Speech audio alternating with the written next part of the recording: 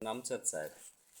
बौद्ध धर्म में कुछ विचार प्रचलित हैं, मान्यताएं हैं कि बुद्ध ने ऐसा कहा है कि ईश्वर नहीं है, आत्मा नहीं है, कर्मों का कोई बंधन नहीं होता है, पुनर्जन्म नहीं होता है। और उन्होंने 3 बड़े दुख भी बताए, इनसे कैसे पार पाया जा सकता है। तो यदि ईश्वर नहीं है तो ब्रह्म संपत्ति बुद्ध जी के सामने कैसे प्रकट हुई, वह कौन थी? यानी ब्रह्म संपत्ति तब बुद्ध जी के सामने प्रकट हुई जब उनको अंतिम ज्ञान हुआ, आत्म साक्षात्कार कर लेने के बाद वह निष्क्रिय हो गए। उन्होंने सोचा कि इस का प्रचार करने से क्या फ़ायदा, दुनिया वाले या समाज वाले इस ज्ञान को मानेंगे ही नहीं, वह चलेंगे ही नहीं। वह जो समाज के लोग थे वह दूसरी तरफ मुड़े हुए थे, तो वह निष्क्रिय हो गए। ज्ञान प्राप्त होने के बाद निष्क्रिय हो गए। यह जानकारी यानी बुद्ध के मन को ब्रह्म संपत्ति ने जो है जान लिया कि बुद्ध निष्क्रिय हो गए और धर्म का प्रचार प्रसार नहीं करना चाहते।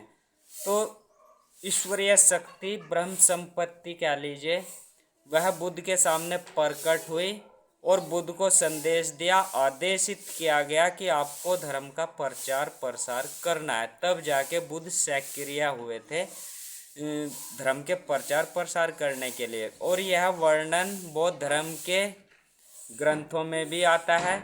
और एक पुस्तक है बुद्ध और उनका धम्म, बाबा साहेब डॉक्टर भीमराव अंबेडकर जी द्वारा लिखित है, उसमें भी इसका वर्णन आता है कि ब्रह्म संपत्ति बुद्ध के सामने इस अवस्था में प्रकट हुई थी जब वह निष्क्रिय हो गए थे ज्ञान को प्राप्त करने के बाद।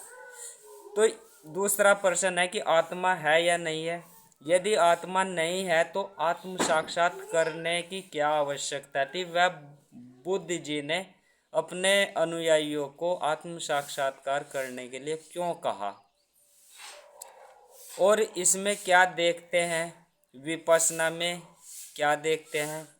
विपश्यना में यही देखा गया दृश्य आत्मा कहलाती है। यानी आत्मा एक ऊर्जा स्वरूप होती है जो शरीर का संचालन करती है। तो यदि कर्म बंधन नहीं है, बौद्ध धर्म के अनुयायी कहते हैं कर्म बंधन नहीं है, यदि कर्म बंधन नहीं है तो पंचशील क्यों अपनाते हैं? बुद्ध के जो अनुयायी है, सच्चे अनुयायी है, वह पंचशील क्यों अपनाते हैं? पंचशील एक तरह से आपके कर्मों को सही करने का एक तरीका है, सत्य मार्ग पर चलाने का एक तरीका है। तो क्या ज़रूरत है? झूठ नहीं बोलना, अहिंसा नहीं करनी, चोरी नहीं करनी, व्यभिचार नहीं करना, मांस मदिरा नहीं करना। जब कर्म का बंधन ही नहीं है तो इन सब पंचशीलों को अपनाने की क्या जरूरत पड़ी? पंचशील को अपना करके कर्म बंधन नहीं बनते हैं, इसलिए पंचशील अपनाते, यानी कर्म बंधन नहीं बनते इसलिए पंचशील को अपनाते हैं। और ध्यान से पिछले जन्म के, यानी ध्यान करने से हमारे पिछले जन्म के कर्म बंधन, जिसे प्रारब्ध भी कहते हैं, वह खत्म हो जाते हैं, वह कट जाते हैं। नंबर 4, यदि पुनर्जन्म नहीं है तो निर्वाण की क्या आवश्यकता है? यानी पुनर्जन्म नहीं है, पुनर्जन्म को खत्म करने के लिए तो मोक्ष की आवश्यकता होती है। मोक्ष के लिए साधन करते हैं, ध्यान योग करते हैं। तो यदि पुनर्जन्म नहीं है तो निर्वाण प्राप्त करने की या निर्वाण वाली स्थिति प्राप्त करने की क्या आवश्यकता है? निष्काम भावना से, यानी मध्यम मार्ग में रहकर कर्तव्य कर्म करने से कर्म बंधन नहीं बंधते हैं, तो तुम्हारा पुनर्जन्म नहीं होगा। तो यह भी बात झूठ लगती है। यदि बुद्ध जी ने 3 बड़े दुख बताए हैं, जो बुढ़ापा, रोग और मृत्यु है, और बुद्ध जी ने इन पर विजय प्राप्त कर ली थी, लेकिन किस तरह से विजय प्राप्त कर ली थी? बुद्ध जी के उस समय में उस शरीर में बुढ़ापा भी आया था, उस शरीर में रोग भी हुआ था, कोलाइटिस उनको थी। जब अंतिम समय था तो उनके हाथों से खून आया था,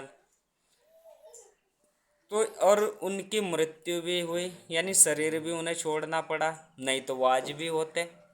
तो यानी तीनों तीनों बड़े दुख उन्होंने उस जीवन काल में देखे हैं, वह उनसे गुजरे हैं, तो विजय किस तरह से प्राप्त की, यह सोचने वाली बात है।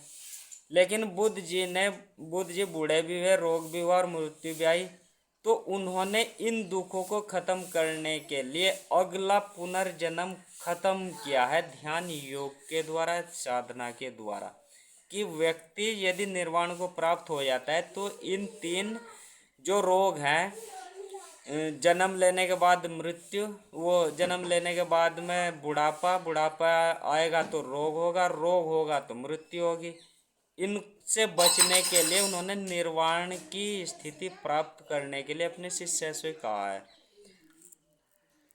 नोट नोट है, जो व्यक्ति बौद्ध संघ में घुस करके, यानी क्या हो सकता है, क्या बुद्ध ने ऐसा कहा होगा?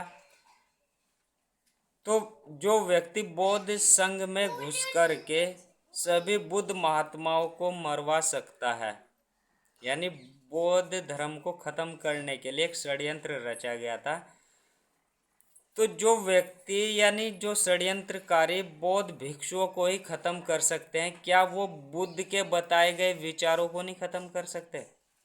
उनके जो ग्रंथ है उनमें फेरबदल नहीं किया होगा? तो बौद्ध शास्त्रों को नहीं बदल सकते हैं वो लोग?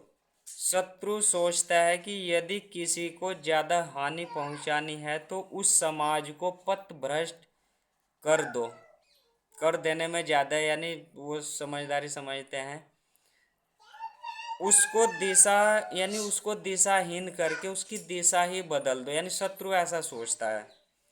यह सबसे बड़ी हानि होती है। यदि हमने किसी का मार्ग बदल दिया है तो इससे उसकी सबसे बड़ी हानि होती है, वह घूमता रहे, भटकता रहे।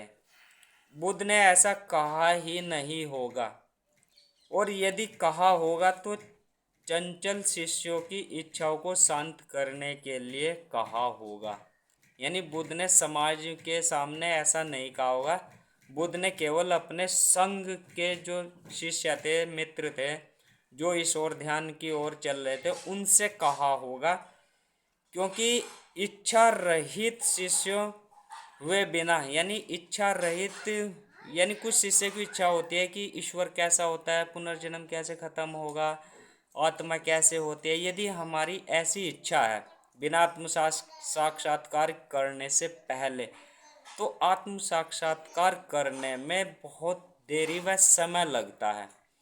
तो उन्होंने कहा हो, अपने शिष्य से ऐसे कहा होगा कि आप अभी इसको छोड़ दीजिए, जब आप आत्म साक्षात्कार करोगे तब आप अपने आप ही इसको बताएंगे। उन्होंने एक युक्ति यह भी प्रचलित है, जो भी शिक्षा रूपी शेरनी का दूध पिएगा वही दहाड़ेगा। तो उस समय की शिक्षा केवल ध्यान योग ही थी। तो जो भी यानी इस तरह के जो क्वेश्चन है, पर्सन है, वह जो आत्म साक्षात्कार करेगा या इस तरह की शिक्षा को ग्रहण करेगा, आत्म साक्षात्कार कर लेगा, तो वह अपने आप ही दहाड़ेगा कि क्या है और क्या नहीं है, क्या करना चाहिए, क्या नहीं करना चाहिए। उन्होंने इस बात पर जोर दिया होगा अपने शिष्यों से या अपने जो शिष्य मित्र थे उनसे। तो इच्छा रहित हुए बिना आत्म साक्षात्कार करने में कठिनाई होती है, वह देरी लगती है। यह शिक्षा बुद्ध जी ने शिष्यों को ही दी होगी, ना कि संसारी व गृहस्थी व सामान्य समाज के लोगों को कहा होगा।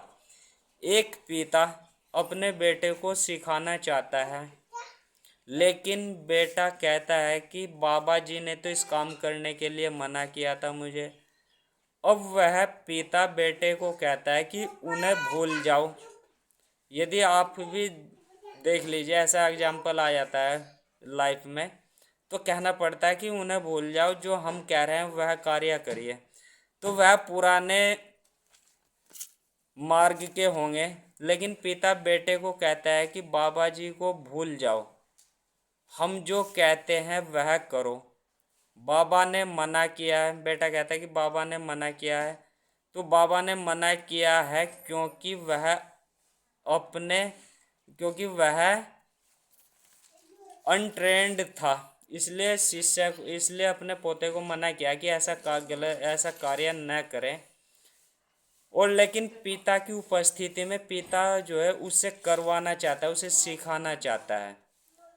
तो यहाँ ऐसा भी हो सकता है कि जिज्ञासाएं होंगी शिष्यों की, जो मित्र शिष्य थे, कि ईश्वर कैसे होते हैं, आत्मा कैसी होती है, पुनर्जन्म कैसे होता है।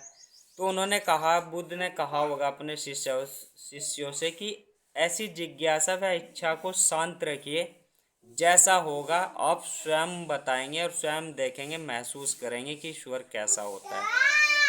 तो आइए इस ओर बढ़े। और जो एक मिथक है ना कि ईश्वर नहीं है, बौद्ध धर्म के अनुयायी मानने लगे हैं मिथक नहीं है, यह हो सकता है दुष्प्रचार का एक तरीका भी हो सकता है बौद्ध धर्म को ख़त्म करने के लिए। लेकिन हम न तो किसी धर्म के प्रचारक प्रसारक हैं, न किसी धर्म का विरोध कर रहे हैं। हम तो यह विश्लेषण कर रहे हैं कि क्या ऐसा कहा होगा एक आत्म साक्षात्कार करने वाला व्यक्ति या साधक कैसा कह सकता है? नहीं। तो आइए इस ओर बढ़े और ध्यान योग करें। सतनाम सत साहिब।